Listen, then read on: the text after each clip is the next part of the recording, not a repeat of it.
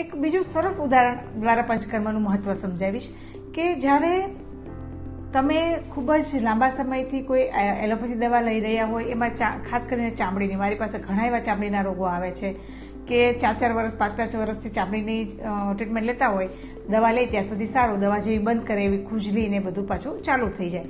તો ત્યારે અમે એને સમજાવીએ છીએ કે ભાઈ તું જ્યાં સુધી તારા શરીરમાંથી દોષોને બહાર નહીં કાઢે ત્યાં સુધી તમને એલોપેથી દવા નહીં, આયુર્વેદ દવા પણ તમને એટલી સારી ઇફેક્ટ નથી કરતી હોતી. કેમ?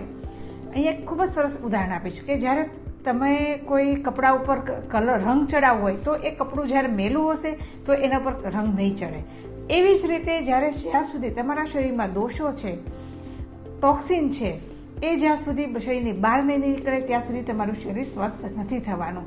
તો તમારા શરીરને સ્વસ્થ કરવા માટે, રોગોને દૂર કરવા માટે આ પંચકર્મ ટ્રીટમેન્ટ